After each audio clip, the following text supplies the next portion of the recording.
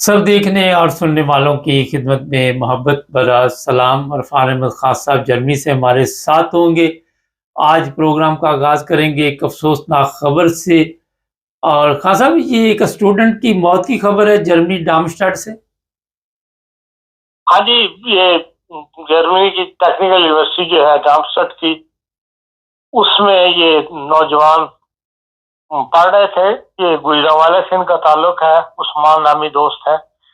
तो ये 2023 में आए थे पाकिस्तान से। हुँ, पाकिस्तान से गवर्नमेंट कॉलेज से वो तालीम याफ्ता थे। और यहाँ उन्होंने गोटिंगन यूनिवर्सिटी के अंदर दाखिला लिया था और एक साल गोटिंगन यूनिवर्सिटी में पढ़ा है। और उसके बाद उन्होंने अपनी ट्रांसफर जो है वो जो है डार्मस्टाड यूनिवर्सिटी में करवा ली थी। हुँ, तो होनहार तालिब इल्म था, जो उसके दोस्त साथी वगैरह बताते हैं कि काफी इंटेलिजेंट नौजवान था। आपको पता है कि यूरोप में गर्मी बहुत पड़ रही है, तो 2 जुलाई के दिन शदीद गर्म तरीन दिन था पाकिस्तान यहाँ पे जर्मनी में। उस दिन ज़ाहिर है लोग स्विमिंग पूलों पे गए हैं, बाहर गए हैं, गर्मी को कम करने के लिए निकले हैं बाहर। तो ये भी झील के किनारे गांव सड़क के पास ही झील है, वहाँ ये नौजवानों का ग्रोह गया हुआ था और वहाँ ये बेचारे तैराकी करते हुए जो है डूब गए हैं। बात यह है कि जो स्विमिंग पूल्स वगैरह है, ओपन स्विमिंग पूल वगैरह, वहाँ पर तो हुकूमत का बड़ा पक्का इंतजाम होता है। बाकायदा लोग हिफाजत के ऊपर मामूर होते हैं। फिर तैराकों की निगाह रखने वाले भी मौजूद होते हैं जो रुक देख रहे होते हैं सूरत हाल को। तो ये जो झीलें वीलें खुली हुई होती हैं, या इनके ऊपर ऐसा कोई खास इंतजाम नहीं होता, बल्कि बात तो बिल्कुल ही नहीं होता। वहाँ हर बंदे अपनी हिफाजत खुद करनी होती है। हुँ, तो वहाँ जरा सी बेहतियाती जो है, और आपको पता है नौजवानी उम्र के अंदर तो इंसान इतनी एहतियात नहीं करता, तो इसलिए वहां पर ऐसे वाकयात हो जाते हैं। और हुँ, यही ऐसे ही 2 जुलाई को ये वाकया हुआ है। हुँ। और बहरहाल उनकी लाश जो है वो पाकिस्तान भिजवाई जा रही है। उसमें तंजीमें और पाकिस्तान कौंसलेट जो है वो इस वक्त मुस्तैद है। और बहरहाल ये एक अफसोसनाक खबर थी नौजवान की, जी। जिसकी जो है वो। अच्छा। इसके अलावा भी एक और अफसोसनाक खबर जो है हमारे ह्यूमैनिटी फर्स्ट जर्मनी के जो सदर है डॉक्टर अतर जुबैर साहब, हुँ, उनकी वालदा का भी इंतकाल हो गया। हुँ, और उनकी भी कल तदफीन थी। उनको भी कल उनके आबाई गांव में, जो करीबी गांव में जहाँ वो रहाइश पजीर थे, वो भी डामस्टड के करीब ही है, हुँ, ओडनवाल्ड के अंदर। जी। तो डामस्टड से गुजर के वहाँ जाते हैं। तो उनको भी वहाँ तदफीन थी। काफी जर्मनी भर से लोग जो है वो आए हुए थे तदफीन में शामिल होने के लिए, क्योंकि भारत ह्यूमैनिटी फर्स्ट काफी एक्टिवली काम कर रही है जर्मनी के अंदर और अफ्रीका वगैरह में, दूसरे मुल्कों में भी।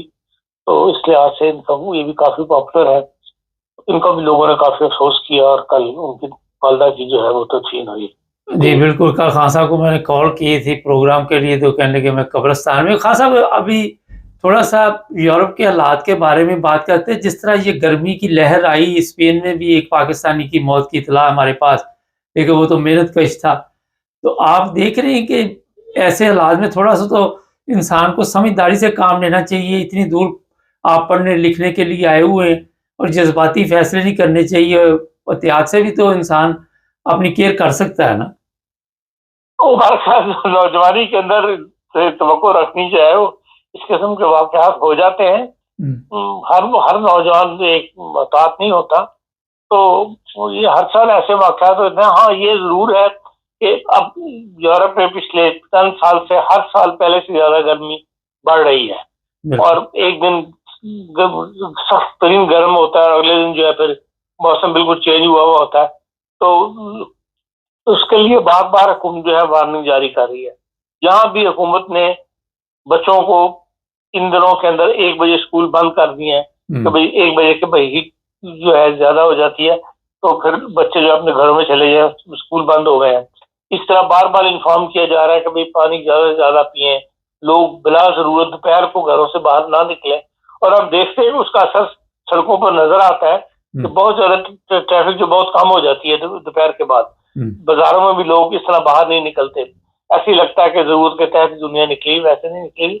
इसी तरह हर मामले के अंदर एहतियात करनी चाहिए, लेकिन यह है कि नौजवानों से बड़े एहतियाती हो जाती है। हुँ, लेकिन खसूसन वो लोग जो यहाँ पर मेहमान हैं, इनके घर बार यहाँ पर नहीं है, वालदैन वगैरह नहीं है, हॉस्टलों में रह रहे हैं, एज स्टूडेंट्स आए हुए हैं, उन्हें बहरहाल पहले से ज्यादा एहतियात करनी चाहिए बिल्कुल। इन मामलात में। ज़बरदस्त आपने ये मैसेज दिया, क्योंकि बड़ी मेहनत से ये लोग यहाँ पहुँचते हैं और माँ-बाप इंतज़ार कर रहा होता है कि बच्चे गए हुए हैं पढ़ने के लिए। ख़ासा थोड़ा-सा अभी यूक्रेन की जंग पे बात करें, कहा जा रहा है कि दोबारा कुछ हालात वहाँ पे ख़राब होते जा रहे हैं और बड़ी तेज़ी से रूस जो है वो कब्ज़ा करता जा रहा है।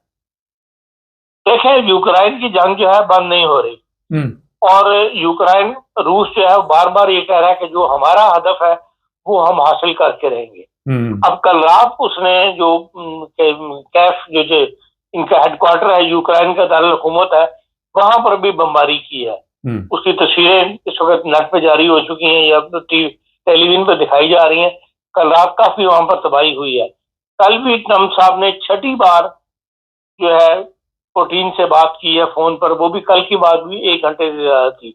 और उसके बाद उन्होंने जहां वो जा रहे थे अपने जहाज के अंदर, US फोर्स 1 के अंदर, उन्होंने उनको ये बताया अखबार नवीसों को कि भाई मैं कामयाब नहीं हुआ, मैं खुश नहीं हूँ हुँ, पुतिन से। हुँ, और इसका मतलब है कि वो बात उनकी नहीं सुन रहा। अब देखें, दो दो अब एक ही वक्त में दो जंगें लड़ी गई हैं। एक जगह ट्रम्प साहब का हुक्म चला है, एक फोन कॉल काफी थी। पाकिस्तान इंडिया की वार के दौरान भी एक फोन कॉल पे कान बंद हो गई। ईरान के अंदर भी सूरत हाल जितनी बिगड़ गई थी वो ट्रम्प साहब के कहने पे ही वो जो है एकदम बंद हो गई। हुँ, लेकिन यूक्रेन की जंग के लिए इतनी अच्छे से कोशिशें हो रही हैं, लेकिन ट्रम्प जो है वो नहीं मान रहा। कल कल भी इंटरनेशनल लेवल उस पर खबर है कि 1200 फौजियों की लाशें जो है वो पुतिन ने वापस की हैं। हुँ, जो पुतिन है वो इस बात पे तो राजी है, इस हो गया है इस वक्त। वो कहता है कि मैं यूक्रेन के सदर से और जर्मन चांसलर से डायरेक्ट मिलने के लिए तैयार हूँ, किसी जंगबंदी के लिए, या जंगबंदी के लफ्जों से इस्तेमाल नहीं किया कि मसले के हल के लिए मैं। तो इसका मतलब है कि वो शायद अभी तक अमेरिकन सदर के साथ डायरेक्ट गुफ्तगू करने के लिए तैयार नहीं हुआ। हुँ, तो उसका ये कहना है कि मैं जर्मन चांसलर था, क्योंकि अमेरिका के बाद सबसे बड़ा जो सपोर्ट कर रहा है यूक्रेन को वो इस वक्त जर्मनी कर रहा है। तो बहरहाल जर्मन के साथ वो मुलाकात करने के लिए तैयार है। मुमकिन है कि शायद अब इनसे अगर कोई बातचीत हो तो फिर बात कोई आगे बढ़े। दूसरी तरफ अमेरिका ने हाथ खींच लिया है। पेंटागन ने भी कह दिया है कि भाई जो हम खास किस्म के मिसाइल वगैरह इनको सप्लाई देते थे यूक्रेन को, वो हमने अब नहीं देंगे। हुँ, कि कल उन्होंने बकायदा ऐलान किया है, उन्होंने बस नाम भी बताए हैं असले की, जिस किस्म का असला नहीं दिया जाएगा। तो वो कहते हैं हम नहीं चाहते कि हमारे पास अपनी जरूरत का भी असला वो ना रहे। तो बहरहाल अब अगर उसको सप्लाई मिलनी बंद हो जाती है तो यूक्रेन तो फिर अकेला खल नहीं लड़ सकता, उसके पास अपने पास तो असला नहीं है। हुँ, दिए हुए असले से ही वो अब तक लड़ रहा था। और अगर ये जंग बंद नहीं होती और रूस की तरफ से खतरात बढ़ रहे हैं, जिस तरह बमबारी अब शुरू कर दी गई है बड़े बड़े शहरों के ऊपर भी, तो फिर तो ऐसे ही नजर आता है कि यूक्रेन की जंग जो है वो एंड तक चलेगी और जल्दी रूस के कब्जे में ये यूक्रेन जो चला जाएगा। ख़ासा अब तक की सूरत हाल से जो महसूस होता है। पोलैंड में भी इस वक़्त फ़ौज बढ़ा दी गई है और पोलैंड को शदीद खतरा बताया जा रहा है रूस से। आप देख रहे हैं कि रूस का अगला हदफ जो होगा पोलैंड होगा? देखिए, इम्कान मुमकिन मतलब मुमकिन भी हो सकता है, इसलिए कि जो रूस के ममालिक का जो रूस ब्लॉक था, रशियन ब्लॉक था, वो उसके हाथ से निकल गया। और उसकी तरफ अब क्योंकि नेटो वाले आगे बढ़ रहे हैं कि भाई सबको नेटो के मेंबर बनाना चाहते हैं, और उसके लिए रूस अपने आप को खतरा फील करता है। तो इम्कान है कि दोबारा जो है रूस क्योंकि पावर में आ चुका है दोबारा, तो वो रशियन ब्लॉक जो है पुराना जो है उसको बहाल करने में वो कोशिश करे और उन ममालिक पे कब्जा करके या अपने मर्जी की हुकूमतें वहां पे बना के तो फिर जो है वो उनको रूस के जरिए से कर ले। अच्छा ख़ान साहब, ये भी बार-बार धमकियाँ दी जा रही है जर्मनी और इंग्लैंड को कि आप बाज़ नहीं आ रहे और रूस कह रहा है कि मैं इन पे भी हमला करूँगा। देख रहे हैं आप कोई आने वाले दिनों में, क्योंकि जब जंग लगती कौन-सा पहले खाता आता है या मैसेज आता है, जब जैसे ही पता चलता है धमाके शुरू हो जाते हैं। देखिए, अगर तो रशियन फौज जर्मन के पास फौज तो है, हुँ, अगर जर्मन फौज यूक्रेन में जाके जंग में हिस्सा लेती तो फिर तो यकीनन रूस जो है वो और जर्मनी के ऊपर भी हमला कर सकता था या जर्मनी को माफ ना करता। लेकिन अब चूंकि यूरोपीय यूनियन के झंडे तले सब काम हो रहे हैं, इसलिए खास एक मुल्क को निशाना बनाना तो शायद वो ना बनाए, लेकिन यह कि भाई पुतिन पर एतबार नहीं किया जा सकता। मुमकिन है कि वो अगर एक नहीं तो यूरोपीय यूनियन के ब्लॉक में से की तरफ जो कमजोर मुल्क है पहले उनके ऊपर कब्जा करे और फिर वो जो है बड़े ममालिक जैसे बरतानिया या जर्मनी है उसकी तरफ वो आए, लेकिन वो बहरहाल बदला जरूर लेगा जो पुतिन की आदत है। अच्छा, थोड़ा सा खासा चलते हैं, पाकिस्तान है, वो जो वाकया पेश आया था सवात में, अब वहाँ पे जी बलडोजर फेरे जा रहे हैं, क्या जा रहा है, ये होटल जो गैर कानूनी बने हुए थे, तो ये चीजें पहले क्यों नहीं नजर आती कि ये गैर कानूनी बनी हुई है? देखिए, हमारा मसला यही है कि हमारे हर शहर के अंदर जो है एक लोग पैसे दे के इंतजामिया को, पुलिस को ठेले भी लगा लेते हैं, तजावजात भी बढ़ती चली जाती हैं, वो फिर आहिस्ता आहिस्ता आहिस्ता बढ़ते बढ़ते वो आधी से ज्यादा सड़क पर वो कब्जा कर लेते हैं। फिर एक दौर आता है कि हुकूमत को आंख खुलती है, फिर वो एकमुश्त सारे के सारे बिल्डोजर फेरना शुरू कर देती है। अब ये इंतजामिया की कमजोरी है कि क्यों स्थिति दी जाती है। वही बात है कि भाई इंतजामी क्योंकि मुल्क में महंगाई इतनी है, तनख्वाहें कम है, दुनिया की रिश्वत एक आम हिस्सा बन गई है सोसाइटी का, उस वजह से लोग पैसे लेके जो है दोनों को ऐसे काम करने देते हैं। ता वक्त के जब नुकसान हो जाए, लोगों की आंखें खुले, शोर पड़े, तो फिर एक वक्ती तौर पे जोश आता है और फिर दोबारा उसको खत्म करने की कोशिश की जाती है। ऐसा ही अब भी होगा और अब भी ऐसे जगह मौजूद होंगी तफरीही इलाके वगैरह जहाँ पर ऐसी तजावजात जो हैं, जो होटल खुल जाते हैं, तो लोग रेस्टोरेंट बना लेते हैं। तो अगर तो हुकूमत इसको सख्ती करे तो वो वक्ती सख्ती होती है और उसके चंद दिन के बाद तब जब तक इंसान के अंदर से ये आवाज ना उठे कि हम बेईमानी नहीं करनी, हमने जो ऐसा मनफी कदम उठाते हैं जिससे मुल्क का नुकसान होता है, आवाम का नुकसान होता है, वो आवाज अंदर से ना उठे तो वो ही इंसान को रोक सकती है। वरना लालच या जो दिनों में अमीर होने की एक कैफियत पाकिस्तान में मौजूद है इसकी, उसकी वजह से फिर लोग जो है ना गुनाह को गुनाह समझते हैं, ना बुराई को बुराई समझते हैं और ऐसे इकदाम उठाने शुरू कर देते हैं। इसीलिए आप देख लें कि इतना बड़ा हादसा हो गया। अब जो आवाज उठ रही है ये वक्ती आवाज है, आप देखेंगे चंद दिन के बाद फिर वही काम दोबारा जो है शुरू हो जाएगा जो हम अब तक देखते चले आ रहे हैं। पाकिस्तान के हवाले से जो बड़ी अफसोसनाक खबर है वो ये है कि माइक्रोसॉफ्ट जो है जो दुनिया में छाया हुआ है, उसने पाकिस्तान में अपना दफ्तर जो है बंद करने का ऐलान कर दिया है। वो जून 2020 में उन्होंने ये काम शुरू किया था। 25 साल काम करने के बाद अब वो ये दफ्तर वहां से लेकर जा रहे हैं, चले गए हैं। अब उन्होंने कहा है कि हमारा हम कोई इकोनॉमिक फ्यूचर जो है वो नहीं देखते अपना। जिस मुल्क में इकोनॉमिक फ्यूचर ग्रोथ हो रही है वहां वो ज्यादा कामयाब है और पाकिस्तान के अंदर उनको कोई ऐसी प्रोग्रेस नजर नहीं आ रही। हालांकि पाकिस्तान वो मुल्क है जिसने फरवरी 2022 में बिल गेट को हराले इम्तियाज दिया था और उसने बड़ी कोशिश की है कि पाकिस्तान के अंदर अपने सेटअप को कायम रखे और उस काम को आगे बढ़ाए।